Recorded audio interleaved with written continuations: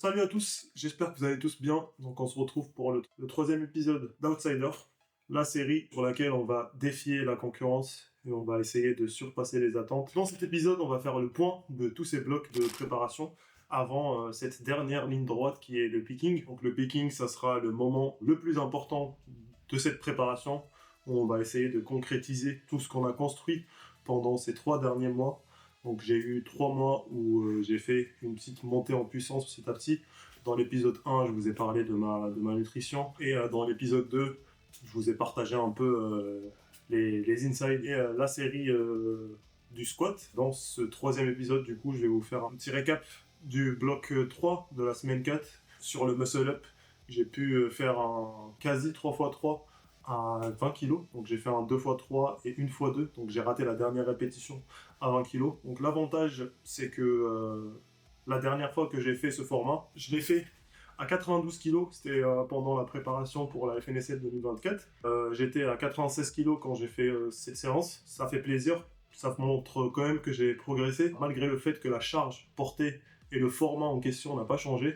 C'est quelque chose que j'ai expliqué dans la vidéo que je vous mets juste ici. N'hésitez pas à aller voir. Sur les tractions, j'ai pu faire des formats que j'ai jamais fait. Donc là, j'ai fait un 4x55 en pull-up, chose que j'ai jamais fait. Le maximum que j'avais fait à l'époque, c'était 2x50 kg. Là, j'ai quand même fait un 4x55 avec une pause sur la dernière rep, ce qui me montre que j'ai quand même de la marche. Sur le chin-up, j'ai fait 4x4 à 55. C'est ma prise de compétition et c'est la prise où je me sens mieux par rapport au pull-up. Donc j'ai fait un 4x4 à 55 le lendemain d'une séance muscle-up dips. Donc en parlant des dips, j'ai fait un 3x132,5 qui est un PR plus 7,5 si je m'en souviens bien. Et en plus de ça, j'étais pas dans la meilleure des formes parce que j'ai pas assez dormi. Malheureusement, rien n'est parfait.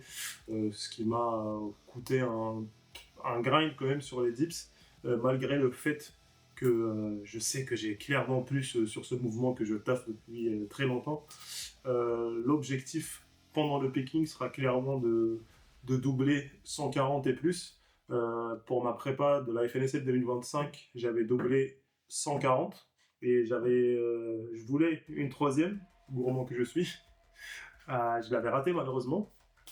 Et là, l'objectif, c'est de surpasser ce niveau. Je pense que je suis plutôt confiant par rapport à ça. J'ai aussi posé un 132,5 sur la séance de samedi. C'était une séance aux Pays-Bas.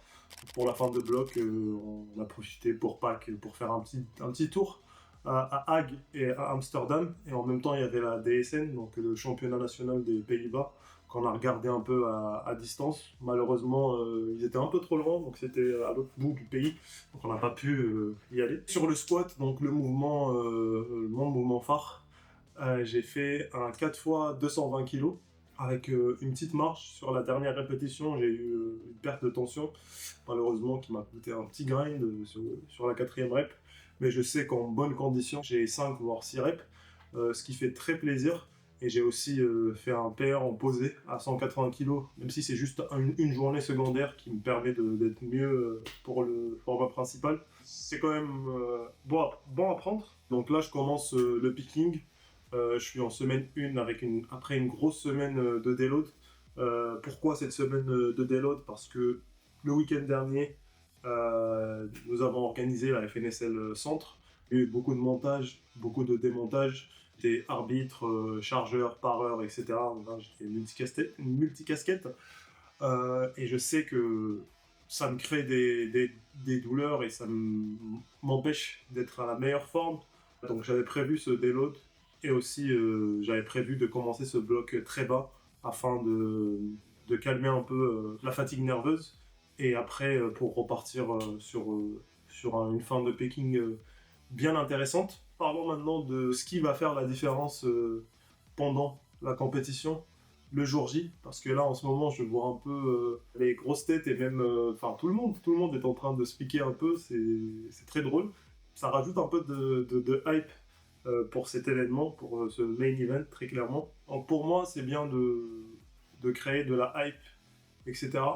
Mais je sais que le jour J, c'est pas le plus fort à l'entraînement ou le plus fort dans la globalité qui va gagner. C'est toujours comme ça pendant les compétitions. Les plus forts, ils ont un avantage quand même assez considérable parce qu'ils sont forts. Mais ce qui va faire la différence, c'est le coaching, la gestion de match, la gestion du poids, parce que je vois beaucoup de personnes quand même qui sont bien au-dessus du poids. Donc pour rappel, pour pouvoir concourir dans cette catégorie, il faut faire un poids de corps inférieur à 94,1. Et si tu es au-dessus pendant la pesée, malheureusement, tu seras disqualifié. Et en sachant que les cuts qui se font très rapidement et qui se font à l'arrache, malheureusement, le jour J, tu ne seras pas très fort sur les 4 mouvements et même pendant les poussées, ton nerveux va te lâcher tout simplement parce que voilà, ton corps n'est pas habitué à cette charge. Donc voilà, ce qui va faire la différence, c'est la gestion de match, la gestion du poids et surtout, donc je vais mettre encore un surtout, ça sera la gestion des émotions parce que c'est très possible de se faire invalider un lift à cause des standards. C'est très possible de ne pas valider une charge que tu as validée X fois à l'entraînement. Et c'est très facile de se faire décourager par ça. On sait très bien que si mentalement tu décroches, tu vas rater ta compétition tout simplement. Pour moi, sur ce je dois faire attention et ce qui sera important pour tous les athlètes, ça sera la gestion des émotions, la gestion de match et la gestion du poids. Et un point aussi très important dont j'ai parlé il y a une minute quand même, ça sera les standards. Les arbitres, ils seront pas gentils avec nous. C'est quand même un championnat élite et on se doit de respecter le règlement à la lettre et d'être irréprochable. Que si on est très limite sur l'amplitude, malheureusement, on va se taper des rouges. Et surtout, c'est le règlement Final Rep qui va être appliqué. Et le règlement Final Rep, je crois, donc dites-moi si j'ai tort en commentaire, je crois que si on fait un rouge, ça sera invalidé. Donc ce qui nous forcera à être plus focus sur les ordres et à plus être conservateur sur nos jumps. Donc, par rapport à mes objectifs pour la compétition, j'ai 3 objectifs qui sont dépasser les 500 de total. Je pense que c'est très réaliste parce que entre la FNSL 2025, Forlift, etc., j'ai bien progressé sur tous les lifts. J'aimerais bien avoir le meilleur squat de la catégorie et le 3e meilleur muscle-up de la catégorie. Le meilleur squat, je pense que c'est possible, mais il y a quand même des athlètes qui sont très forts sur ce mouvement. Donc Captain qui a doublé 250, je crois, ou 245, je m'en souviens plus. Alix aussi qui est très chaud en squat en ce moment, surtout qu'il a pris des genouillères rigides, donc je pense qu'il va exploser sur le squat. La catégorie en soi, on est tous on est tous bons en squat, je pense. Et on a tous à peu près le même niveau à 5-10 kg près. Ce qui va faire la différence, ça sera l'endurance et le jus qu'on aura pendant le squat et la déterre qu'on aura pour chercher des places. Enfin, c'est réaliste pour moi, mais c'est pas probable. Et aussi avoir le 3e meilleur muscle-up après Baki et Ludo.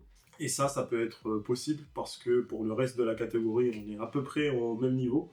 Je sais qu'il y a José quand même qui a déjà validé 40 kg en entraînement, mais je sais pas niveau standard si ça sera accepté à la FNSL. Et du coup, pour avoir le 3e meilleur muscle-up, je pense qu'on doit être entre 32,5 et 35 kg. Mon PR, moi, c'est 30 kg. On verra ce que ça va donner le jour J. Je pense qu'il y a moyen. Par rapport aux places, je cherche pas à gagner des places. Je vais faire la compétition comme je l'ai toujours fait. Et si j'ai une 4e place, une 3e place, une 5e place, 6e place, je m'en fous. Mais en moins, j'aimerais bien valider un total qui me plaît, passer un bon moment surtout sur le plateau et partager ce moment de compétition avec mes concurrents. Et aussi, voilà, faire un petit peu de trash talk quand même, sinon ça sera pas intéressant. Et voilà. Donc, si jamais vous avez des questions en commentaire, n'hésitez pas à me dire. Je réponds à tout, absolument tout. Et n'hésitez pas à me dire ce que vous voulez voir pour les prochains épisodes de cette série. Je vous avoue que entre être focus sur la prépa et vous partager ça, c'est un peu compliqué. Mais je pense que c'est très important. Donc n'hésitez pas à me dire en commentaire ce que vous souhaitez voir. Et n'hésitez pas à vous abonner et à liker la vidéo si elle vous a plu. Tchuss!